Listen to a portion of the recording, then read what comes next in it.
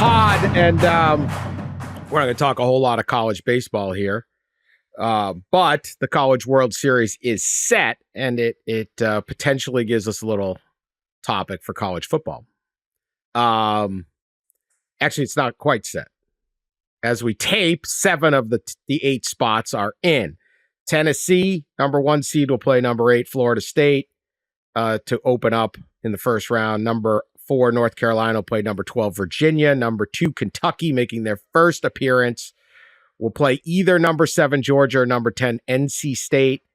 And number 3 Texas A&M will play Florida, which was unseeded going in.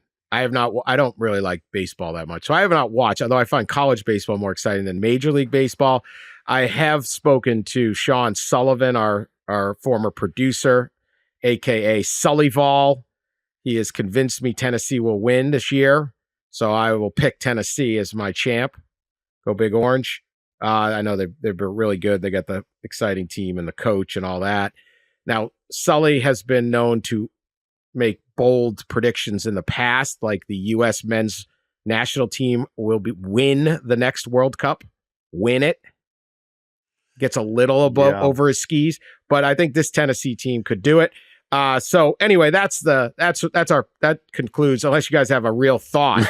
Well, the more important thing is who's going to win the Jello shot. Yeah, the Jello shot challenge we are going to get into as that goes. Tennessee also the favorite in that. I would say so. I would say Tennessee's strong favorite. Although I have a theory for why Kentucky could win. But oh, really? So that the local pizza place has the Jello shot challenge. LSU just went bananas last year, and I believe there's some of them are still hungover. Some of them might still be wandering around. Yeah, they may never have. They lost their car keys to the rent-a-car, just couldn't make it home. What is your theory on why Kentucky could win this Jello shot challenge? Well, they've never been to the College World Series before, so they're very excited to be there. And secondly, they haven't spent any of their money in years going to the NCAA basketball tournament very far because they keep getting eliminated early. So they got a lot of disposable income to throw at this thing here. I think the Kentucky fans will be at Omaha en masse and will be at Rocco's and will be Jello shotting with great gusto. Pat's always got to get the little dig in the compliment. Is that a dig or is that just really kind reality? Look, they come off the Derby in May, Rocco's in June, right? There you go. Yeah, we will see. All right, so here's what's interesting. Perhaps this year, and granted, this is a 1-year outlier, but let's overreact. All 8 teams are going to be either from the SEC or the ACC. And we already have some rematches, all those types of things. 2 leagues. Now, this has not always been the case. Obviously, Pac-12 teams have done really well. Big 12 teams have done really well. Even Notre Dame. I don't know if Notre Dame made the World Series. Yeah, they make it. I think they did. Stanford was in it. Yeah, Notre Dame. Yeah, Michigan was in there. So you can do it from these other leagues. And then sometimes you have certainly some of the California teams historically have done really well. You know, Northridge or these types of things. Coastal Carolina, some smaller ones have made some runs, some epic runs. But at this point, it's 2 leagues.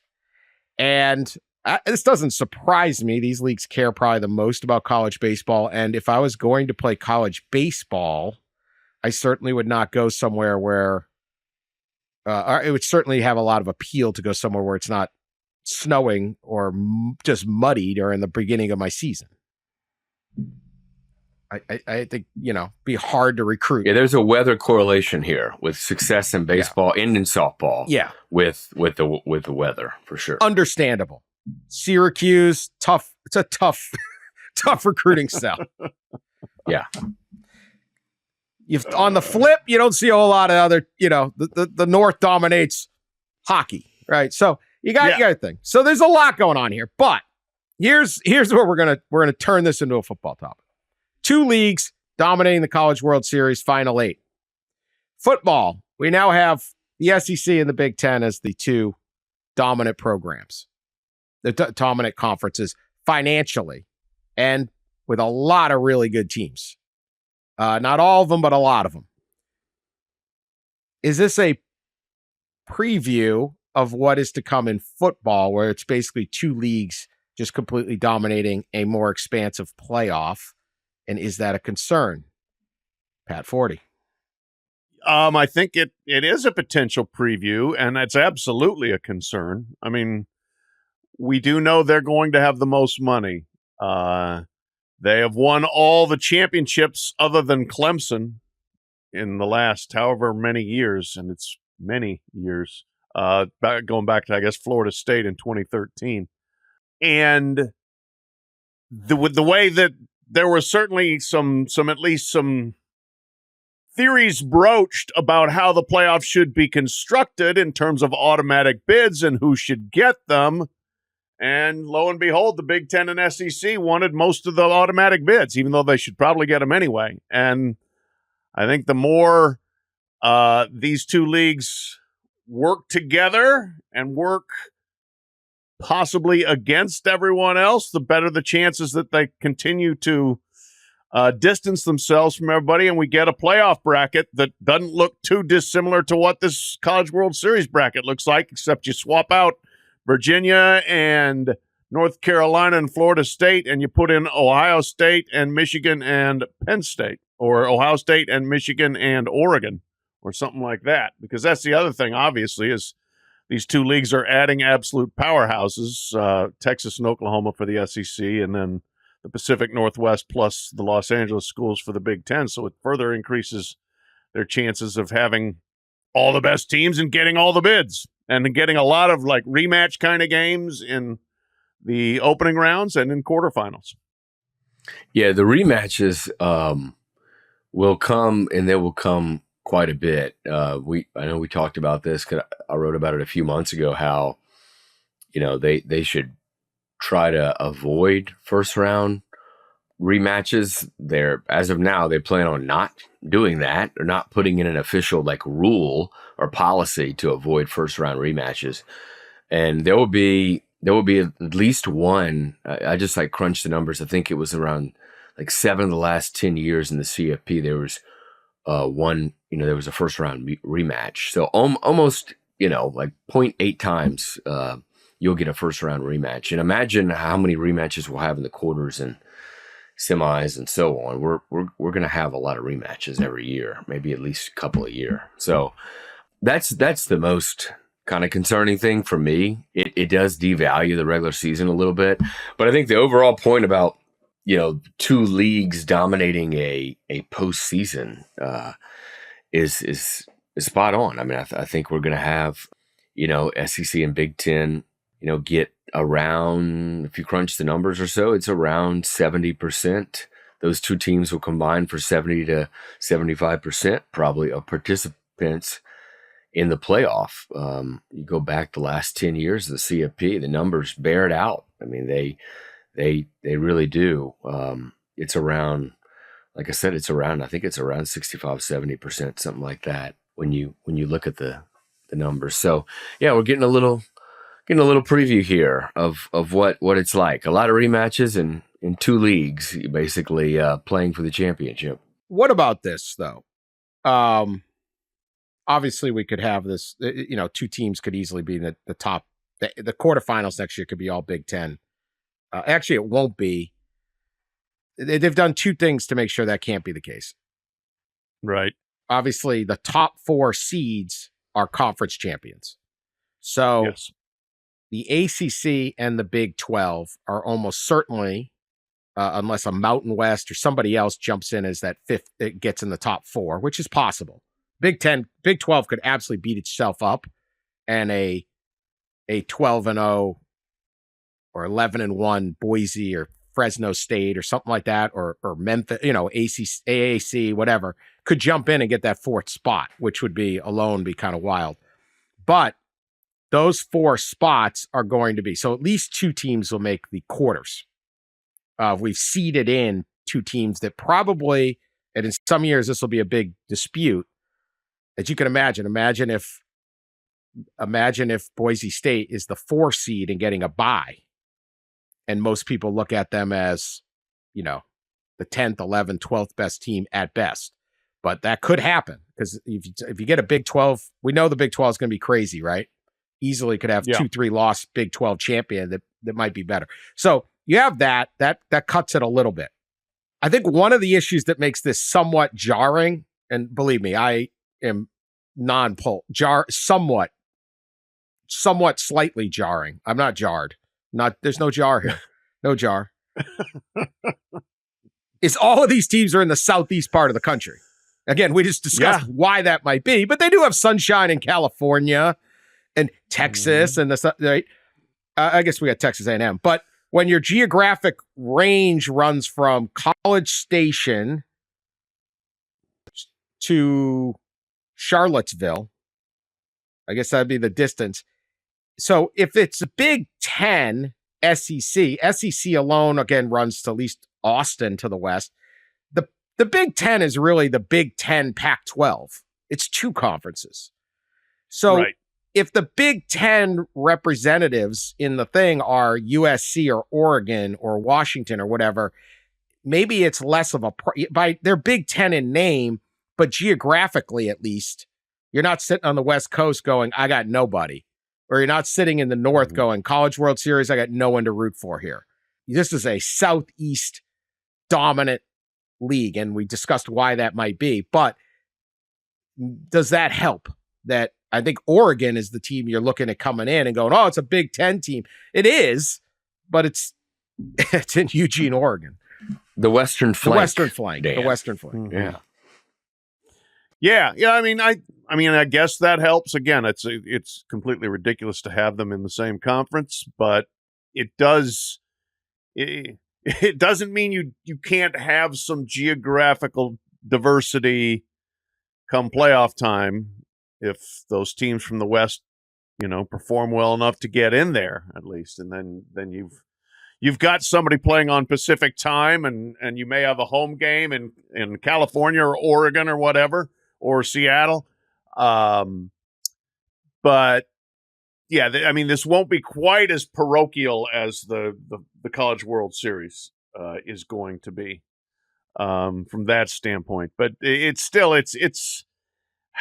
we are trending in a way that I think invites people in some parts of the country to pay less attention. I would imagine ratings for the College World Series are not going to be that good in a lot of the country. And if you end up with a even more parochial football playoff eventually at some point, I would imagine you're going to see people in certain areas just say, I don't need to watch it. It is kind of weird, like given how big the Big 10, really the Big 12, and I guess throw in the ACC too. The Big 12, Big 10, and ACC now all have kind of West Coast, Western members, and it puts it probably puts people on the West Coast in a awkward position as far as like what you root for. Like if you're a USC fan, do you root in general for West Coast teams? Obviously you're going to root for USC, but outside of that, do you root for West Coast teams? Do you root for Cal more than you would root for Purdue? Right. Yeah. Right. Yeah. I mean, it's an interesting situation. I mean, I'm just thinking, I'm like, me personally, like my family, right? They root for teams in their geographic footprint. In the Southeast, like that's just that's what they do. That's what they were kind of brought up to do. But I can imagine if all these, I don't know, if your conference is split across the country, do you feel the need to root for your conference more than your region? Because now no longer are conferences in a region. The SEC's kept it. I'll give them credit as best they can. Yeah, pretty much. But I agree. I mean, let's say you're a Michigan State fan, and it might be too personal to be Michigan State. I don't think they could. I don't think a lot of Michigan State fans are rooting for Michigan or Ohio State when they're in the thing. But let's say you're a Minnesota fan. Okay, so you're the Minnesota fan. There you go. Yeah. Do you root for Michigan and Ohio State when they were in the playoff because of the regionality? Some people in the North even will root for Notre Dame, although there's generally not. But like some regionality, you just don't want that. If you're a Minnesota fan, do you really care about Oregon? Like, to me, Oregon, USC, these schools have come in. I would hate those schools. I would hate that this happened. Your chances of success in sports are your chances of success are less because your league just added people with more resources. I still don't know why they even voted to expand these people, but they did. And now you're like, am I excited? Because maybe you could sit there and be like, hey, I'm happy Iowa's doing well, or I'm happy, let's go Spartans, go, hey, Purdue's in the championship game. I want Purdue to win the national basketball championship. It'd be good for the Big Ten. We haven't won a basketball championship since Tom Izzo in, what was it, 2000, 2001, whatever. 2000. Yeah. Do you really have any allegiance to these new schools? None. Absolutely none. Nobody should be able to make you. Again, this is like cheering for money. It's antithetical to all of a sudden say, oh, yeah, Big Ten pride. Look at Oregon. They got good distance running and they may be good in football. That's awesome. They don't care. It's completely, it's not been baked into you to care. And all of a sudden now you're supposed to. That's why I will be interested to see, because nobody roots harder for conference glory than SEC fans.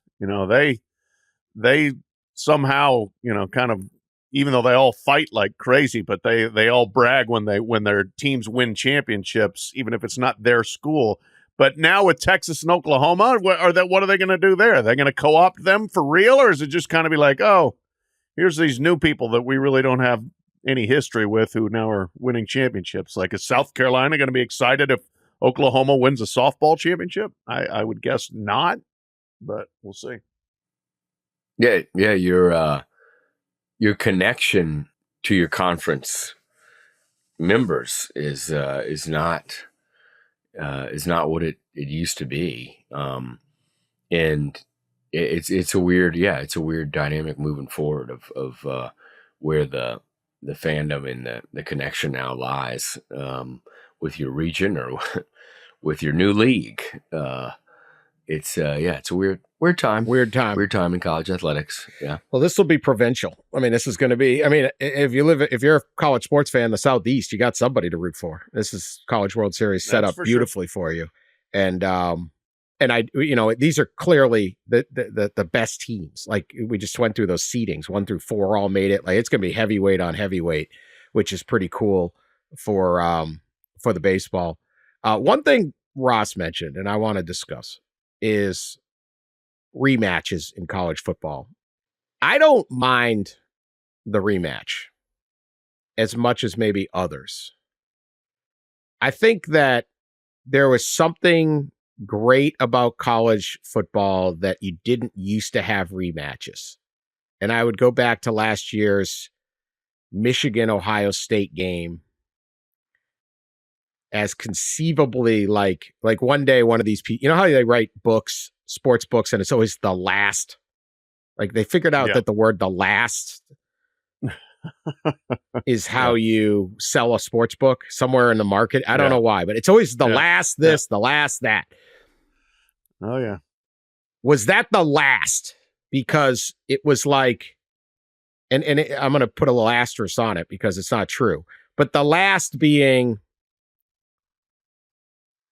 the last time 2 teams met in the regular season and it was truly a knockout game. Now, the year before was supposed to be the knockout game, and Ohio State made the playoff anyway, right? And was 1 field goal from getting TC, right? So the playoff had already kind of taken that away. The way the conference championships had already taken that away. We'd already started losing that, but there is a bit of nostalgia in college football, and I get why. That game, and Pat, you and I were there. We've covered a lot of big games. Like, that was one of the most intense situations, like, games I've ever been at. The stakes were so enormous. And part of it was Connor Stallions and Harbaugh suspended and the pressure on Ryan Day. But it was like those old, like, wrestling matches where they'd like go up on a ladder, like a ladder mat. Like, someone was going off the ladder.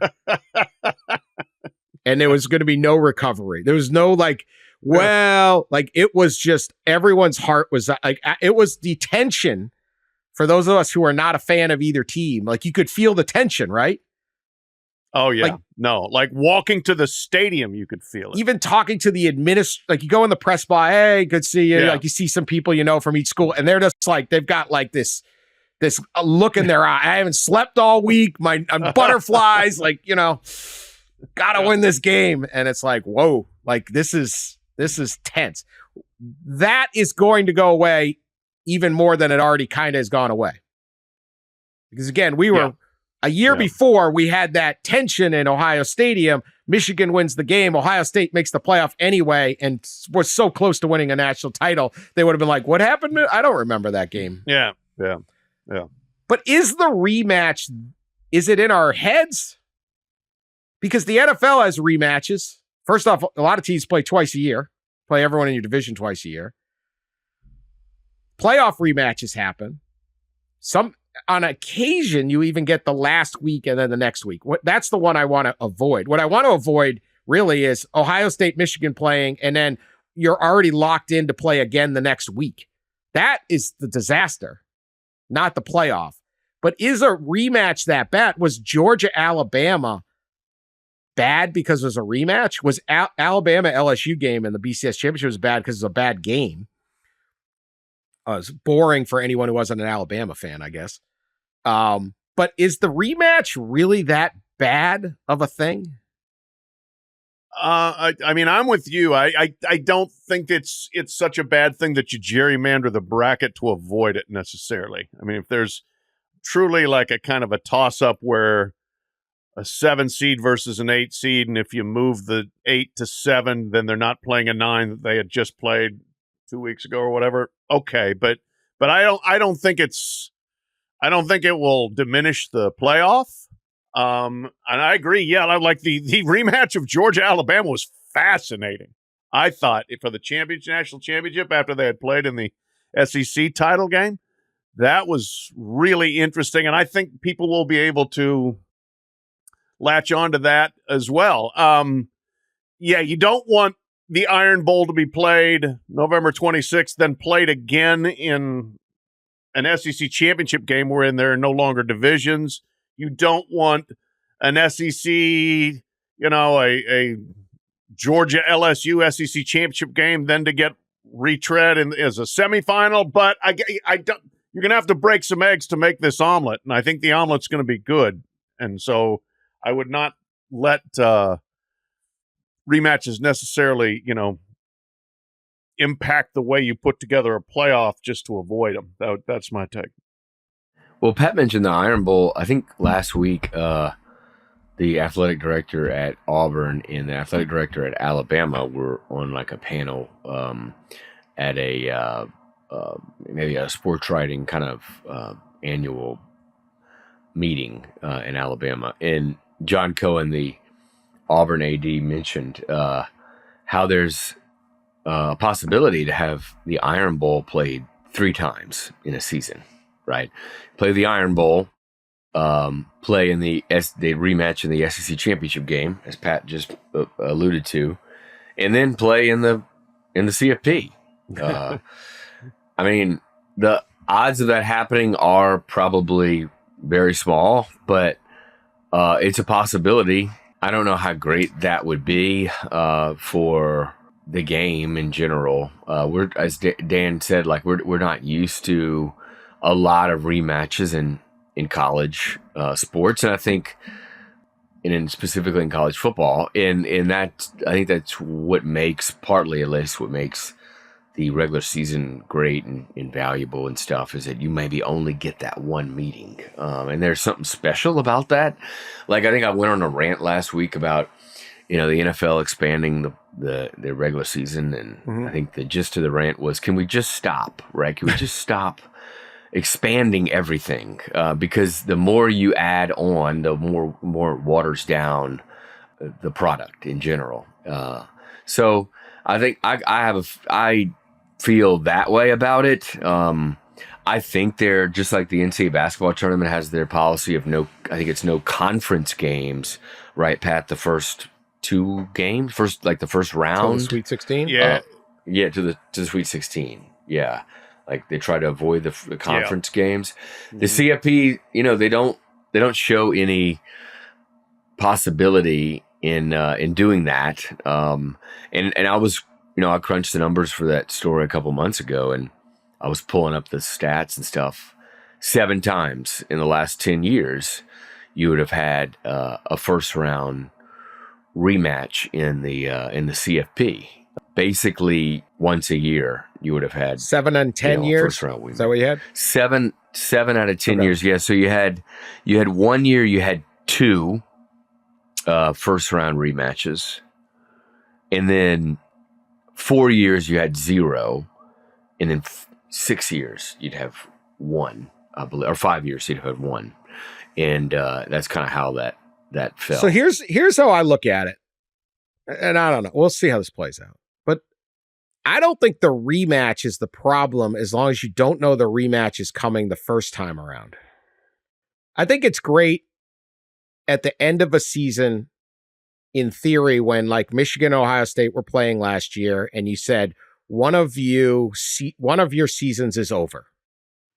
But unless you're playing at the very end, that really is hard to prove is going to, like, you don't go into Red River, say early October, and say your season is over. If Texas beats Oklahoma, the Sooners are done. They cannot accomplish any of their goals because there's too many games to play. Now, you can say, I'm going to taunt you on the way out, and your drunken, hungover, sunburnt self is going to have to drive back to Lawton in misery, and I'm going to enjoy every second of that. Fine. That will still be there. I think it's that end of the year game when you have that opportunity. But let's say you have that. We beat you, go home, all this stuff, all that excitement. Texas beat Oklahoma. Oklahoma beat Texas. And then they meet up. You have no way to be like, oh, well, you know what? We're going to see them again January 1st. Like, you don't know that. So I think that moment of emotion, I'm more concerned about the divisionless conference championship game.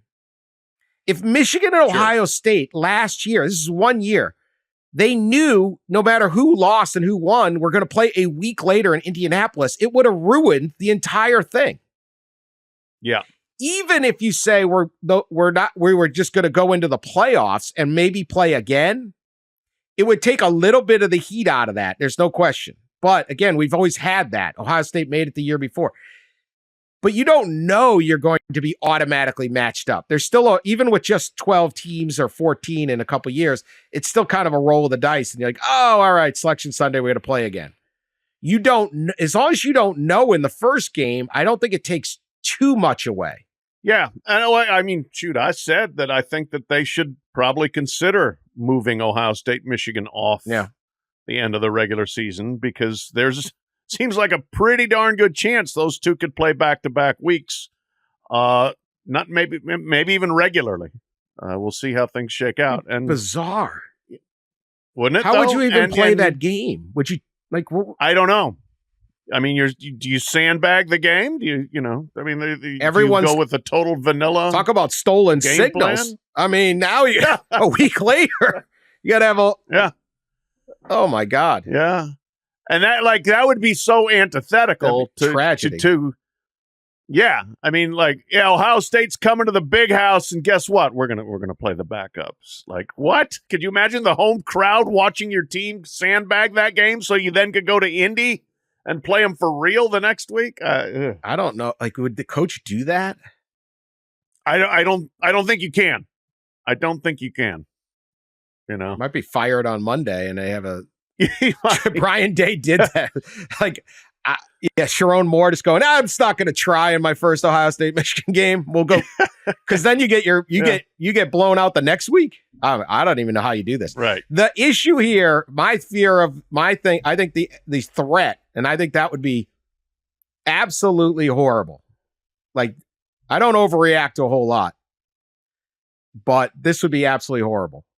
And the threat is not at the playoff level, it's at the conference level. And they got so tired of the Big Ten I don't know if the division's that bad. I can't stand the conference championship game. So no, the games were terrible. The divisions were bad just because they ended up so imbalanced. There was a very rare, especially in the Big Ten, rarely did you have a good championship game. I hate we're preaching to the choir there. I hate conference championship games and have for 20 years. Well, there soon could be going away, or at least some of them.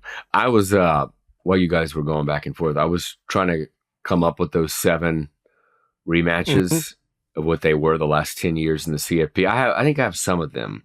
Well, we talked about one of them was the Egg Bowl would be a rematch. The Mississippi State Ole Miss would have been a playoff, a first round. Where would the game? That was going to be in Oxford, right? It was going to be. I think it was going to be in Starkville. Oh yeah. So the first one was in Oxford. Starkville was 8-9 seed. The first one was in Oxford, right? I went to that. I think. Yeah, I believe that's right. And then another one would have been TCU, Kansas State. There are a couple of Big 12. TCU, Kansas State, Baylor, Oklahoma State.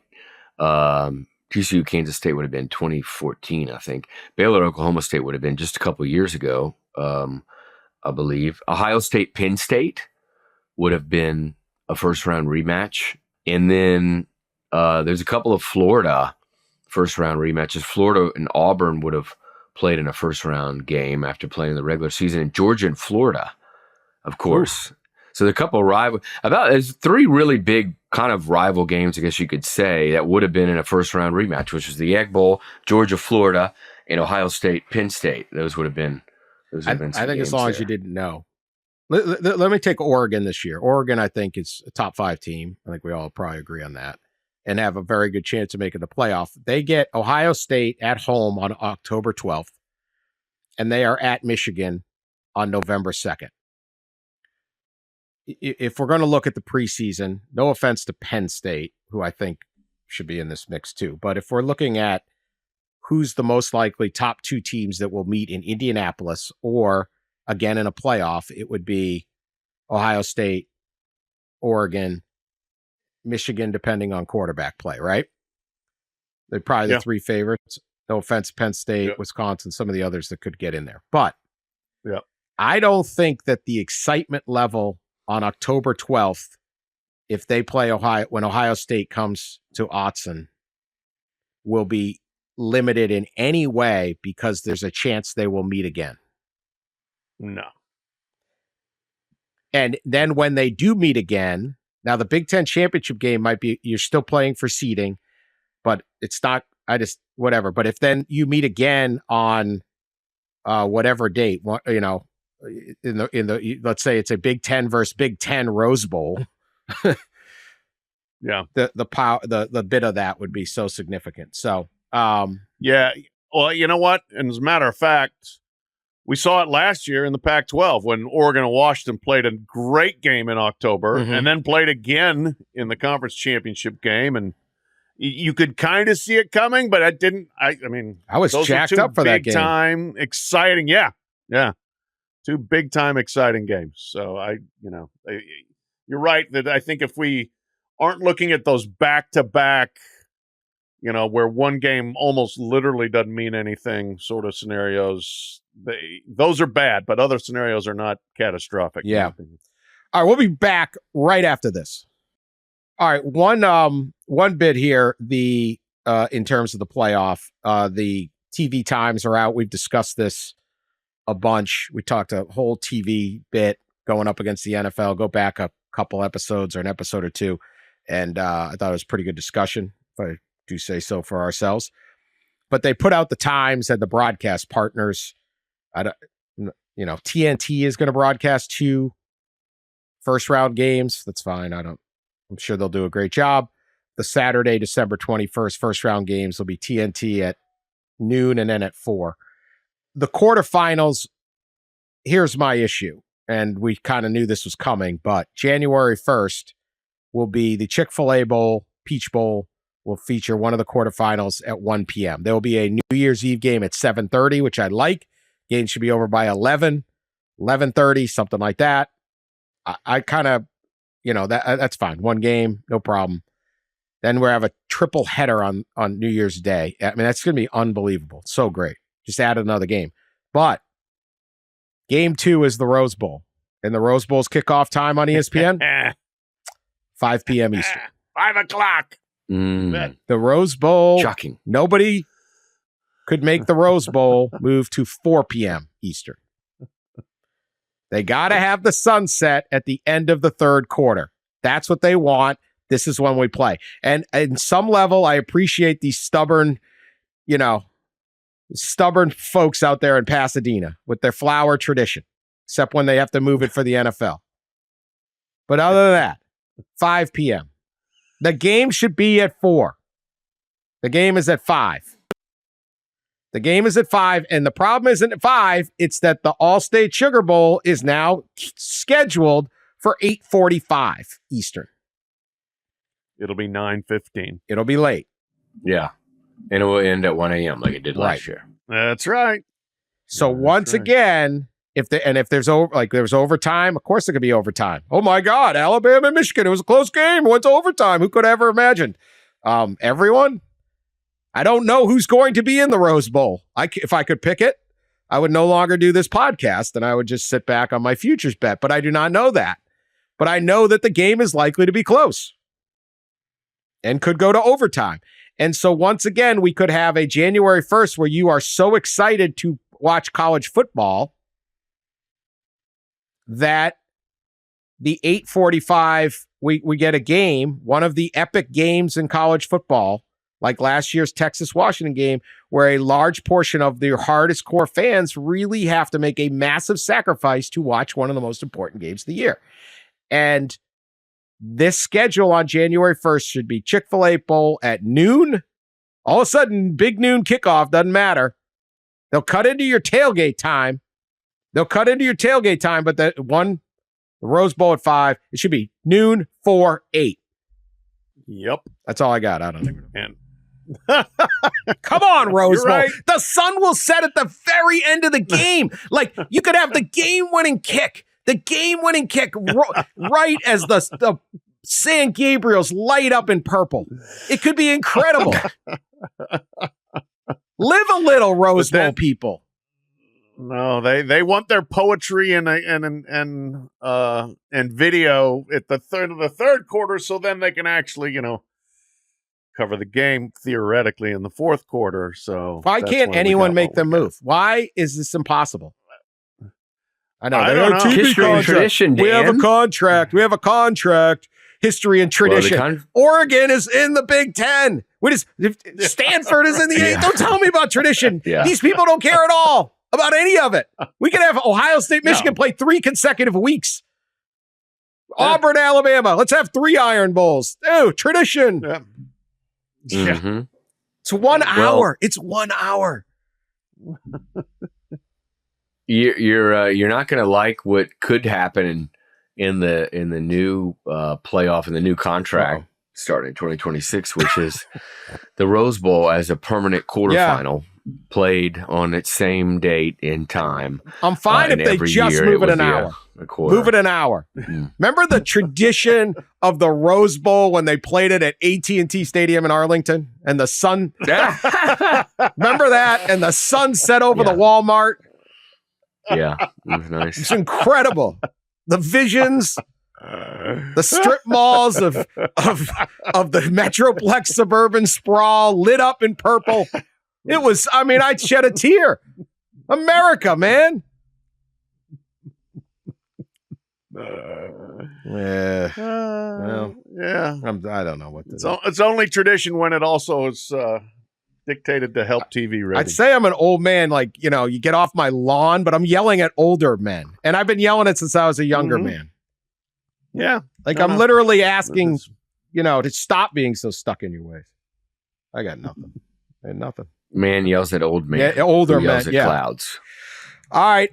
Oregon State lost in the baseball team, lost in the College World Series, ending officially the Pac-12 conference. I think 12:33 a.m. January 10th, 2024 Eastern Time, 9:33 Pacific Time. That's when the Pac-12 ceased. Time of death. Time of not death. June. Passed at the time and date of death. June, not January. June. Sorry, June. did I say January? I think it went when the great Bill Walton passed away. We did not discuss that. It was sad, and Bill Walton just couldn't. He was like, "Nah." Yeah, I'm not sticking around for this. Yeah, I'm almost happy. I mean, I'm not happy, but it's like there's an element that he didn't have to try to grin and bear and watch this thing. Did you guys fitting, see the fitting? I don't want to say had to see UCLA play a football or basketball game in the Big Ten. Absolute treat that I loved watching his basketball broadcasts. You're just watching Arizona State play Washington in some rando Thursday night game, and you just listen for him. Go ahead, Ross. You were going to say something. He was more entertaining, than the many of the games he covered. No, did you guys see? I think it was it the Celtics that did the shirts and the jerseys and the little pins that were come on, what am I thinking of? The rainbow kind of color tie-dye. Tie-dye. Tie-dye, tie-dye pins, tie-dye colors, which he was known to wear. That was pretty cool. Yeah. Yes. Yeah. There can't be enough Walton tributes for me. I loved the guy. Loved listening to him call games, but interacting with him too. Just was such a unique and really happy character. Wonderful guy. All right. Well, the Pac-12 is Pac-12 is officially done. So you will scatter our teams. Maybe we can talk another time about who's set up best. But yeah, Walton was just such a unique character. You just can't really beat it.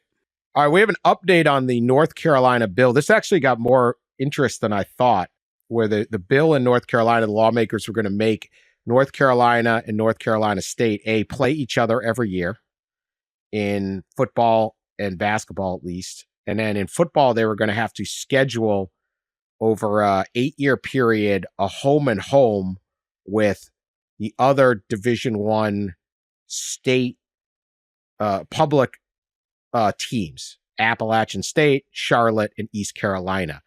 And the deal was it's good for tourism. It's good for all this stuff. And it's kind of interesting. A whole bunch of other people listening and on social media and stuff were like, hey, we should do that in this state. We should do that. You know, everyone's got those teams, right? Most places have those teams. So why not do this? Keep the money and it's better for the local fans and all of those things. And I feel like, there's a little bit of like, well, Big Brother can't play. Like the division between Big Brother and Little Brother now is so significant. Like, it's North Carolina or, especially if you're in the SEC, is Ole Miss and Southern and Mississippi State really worried about Southern Miss surpassing them? They're going to have like $50 million more to spend every year. So things like that could be a big deal. But unfortunately, the bill, I don't know if unfortunately, but this is just a situation. Bill is dead. Is that right? To our congressional correspondent. Now this is state legislature. Yeah. So what do you? This is state legislature. You're really getting into it, Mr. Washington. I can't take credit for digging up this story. Okay.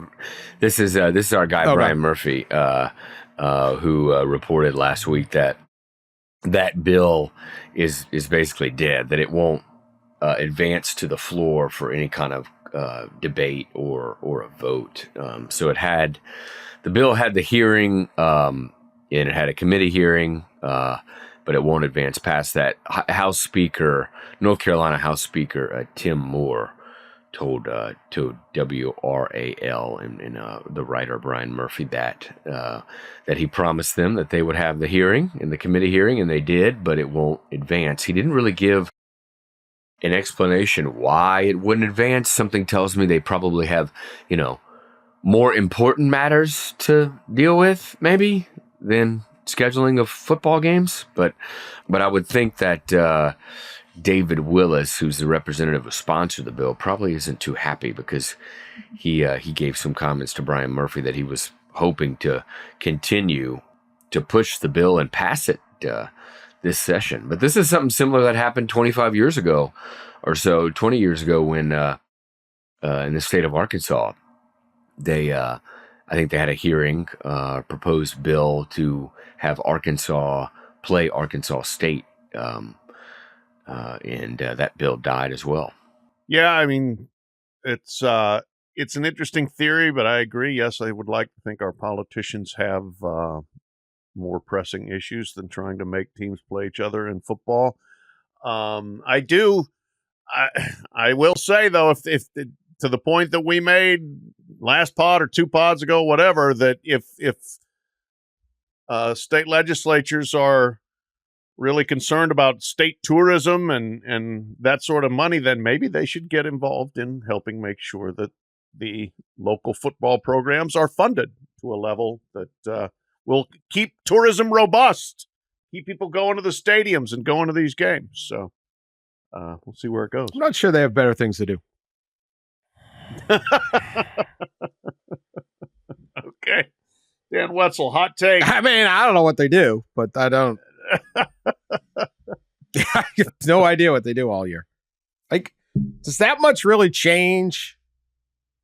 Like, okay, if you have like most places you'll have a mayor, you have a city council, a mayor, a House of Representatives in your state, a Senate in your state, a governor, a House of Representatives in the country, a Senate in the country, and then a president, right? Yeah. That's got all 8 those things. Governing bodies. How much really, like, if you went back 5 years ago, how many things were like dramatically different? I don't mean to turn this, someone's going to call it something really big, right? But I'm just saying, like, these multiple Supreme Courts, like, I mean, it's just sort of like, okay. I don't know what you're all doing, but there's 8 groups of you. We do have some elected officials who listen to the pod. They this do. is your chance to get in and educate Dan. Oh, believe me, I have gotten civic Government lessons. 101. We would do more, but these other clowns won't let us. Oh, okay. I don't want to hear it. No, they can. All right. Let's get to a real judge's ruling that matters. A real judge's ruling that matters. Quite incredibly, we've had the many discussions over whether a hot dog is a sandwich. Remember that big debate? Really gripped America. Sure. Totally. Believe me, it gripped America a lot more on whether we should like raise the gas tax by 5 cents or whatever these guys are doing. Like everyone had an opinion. Is a hot dog a sandwich? Well, in Indiana, someone named Martin Quintana, the owner of Famous Taco, a Mexican-style restaurant that serves made-to-order burritos, tacos, and other food items, located about up in the area of Fort Wayne, Parison. He wanted to upgrade the space from a single-family designation to a limited commercial occupancy for his business. And in order to be improved, this is from USA Today, he would have to agree to a written commitment that highlighted specific restrictions for his business. To be compliant, Quintana's restaurant had to be a, quote, sandwich bar-style facility that sold made-to-order or Subway-style sandwiches. In addition, the commitment excluded fast food restaurant chains like Arby's, McDonald's, and Wendy's. So as his lawyer said, it kind of became an argument, is a taco a sandwich or not? A taco. We're all familiar with the taco. Much like a hamburger, a hot dog, it kind of has bread, and then there's... Okay, so in order to... This is government, right? In order to get this guy's getting his things approved, he had to sell sandwiches, not tacos, apparently. So the argument is this thing is a taco a sandwich? And in 2019, this began. 5 years later, Judge Craig Bobay of the Allen Superior Court ruled that Famous Taco was eligible to open and operate its thing. The court agrees with Quintana that tacos and burritos are Mexican-style sandwiches, and therefore he can expand his thing. So the ruling is a taco is a sandwich. Now, I don't know what you do with the torta, which is an actual sandwich. Also, a key qualifier in that, Mexican style. Yeah. So is a taco a sandwich? Did this judge in Indiana? I mean, I feel bad for this guy. He's trying to like expand his little family business. Seems like there's a little red tape here, but like, did Big Sandwich come along and try to block this thing? I don't know what happened. That's exactly what I was going to say. I don't exactly. Know. Is this a taco feels like the sandwich consortium out there is squeezing? Is a taco a sandwich, Pat? Yes, absolutely. You know, I mean, pick your bread style or whatever holds the stuff together, and it's a sandwich. Now, where you really get into the weeds is then all of a sudden P.F. Chang's is going to come along and say our lettuce wrap then should be a sandwich because the lettuce is basically serving like a tortilla or whatever. Lettuce sandwich. Yeah, I don't know whether you want to go down that road or not, but yes, the taco, sure. And you know what? Tacos are better than most sandwiches. So not only can they serve the same purpose, but they can taste better while you're eating them. So I am certainly pro Mr. Quintana in his battle against Big Sandwich, which is clearly trying to squeeze him here in Fort Wayne. Leave the man alone. Let him serve his tacos. If your definition of a sandwich is basically having two of the same ingredients holding together other ingredients, then there's a lot of things that could be sandwiches, right? Certainly, we could go through all the lettuce, the lettuce wraps, and so on, and tacos would qualify for that. I guess a burrito would qualify for that, although I think a burrito is more of like a wrap. Yeah. But maybe a burrito's wrap all is also a damn encompassing. sandwich. Let me add this. The judge ruling says so this would also permit restaurants to serve made to order Greek gyros, Indian naan wraps, and Vietnamese banh mi. I think how they say it. Banh mi sandwiches would also go in. I mean, because you could argue, like, is a sushi roll a sandwich? It's kind of a burrito. Kind of a burrito. It is. Banh mi is definitely a sandwich. Banh mi is literally. That shouldn't even been a question. Yeah. Oh. Gasp. This is wow. Now, I mean, we really are opening Pandora's box if we go to the sushi roll. You know? I mean, where do we stop? But like, what is the? I don't know why people get so like. I guess there's somebody who doesn't want this guy selling tacos. See, that's this. I smell a rat here. I do think some sandwich chain in Fort Wayne is feeling threatened and trying to rub out the taco people. Why did the Fort Wayne Plan Commission spend 5 years fighting this? 5 years. Yeah, that's amazing. It does seem a little slightly excessive. Something you have other things to do, right? And there's something else you could be doing. I don't know. My big takeaway from this podcast is Wetzel thinks the politicians do nothing. Well, they do something like, I mean, I've been to Fort Wayne. I've been in the areas around Fort Wayne, Allen County. You should want any business that could possibly want to stop by and open. Yeah. Is somehow Allen County, Indiana better off with less tacos? Nobody's better off with less. You want fewer tacos. You want more tacos in every city. That's right. What is this anti-taco brigade? We want fewer dining. I mean, 5 years? I don't know. That doesn't work it for me. All right. One more story here. Final story here. This was a crime ring that ended, fortunately, terrorizing. This is just, there's nothing good about this, but what the hell? An 81-year-old man was arrested in Azusa, California for terrorizing his Southern California neighborhood for years. 81-year-old man now with a slingshot. Wow. There's this old dude in Azusa, California, running around his neighborhood with a freaking slingshot. Well, what's the ammo, though? Ball bearings. So this is... Oh, my God. Yeah. Okay. Yeah, not Yeah. Detectives learned that during the course of 9 to 10 years, dozens of citizens were victimized by a got to be the first time these phrases ever come across. Serial slingshot shooter. Wow. According to the police.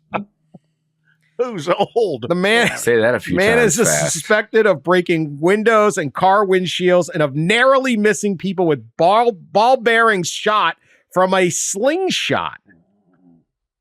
And they pieced it together and figured out, they did like the forensic, this is going to be a forensic, what's that show? Forensic File. Yeah. That the shots were basically coming from his backyard. And then they went and searched a search warrant, found a slingshot and ball bearings. And we're not aware of any motive other than just malicious mischief. What in the world? 81-year-old is acting like a 14-year-old delinquent, you know? This is fantastic. Get a hobby, bro. He did. Just happened to be one that's kind of illegal, you know, causing injury or damage to his neighbors. I want to see what this slingshot looked like too. Like, was it professionally made, you know, or is this some? Yeah, if he's doing this for years, it's probably some like advanced, you know, slingshot with incredible technology. I would think these things. Yeah, this isn't like David and Goliath stuff. Although David did get the slingshot. Look at how good the slingshot is. They're using a broken limb in a rubber band. I will say, like, I'll give the dude credit. He had to have been kind of stealthy to get away with it for years, apparently, until they finally caught him. So I'm sure some people were just like, how did my windshield break? Probably. The ball bearing goes into the lawn or so. You don't see. I don't. Where was this at again? Southern California, near L.A. Oh. About 25 miles east of L.A. I mean, you're like, old Mr. Stevens down there. He's a nice old man. No, he's not.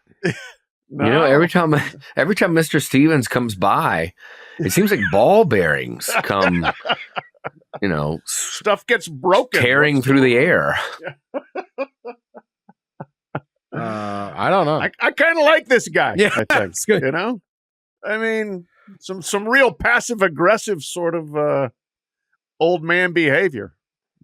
You know, he's letting his neighbors know. That's how I feel about you. He's going to shoot out your car window with a slingshot.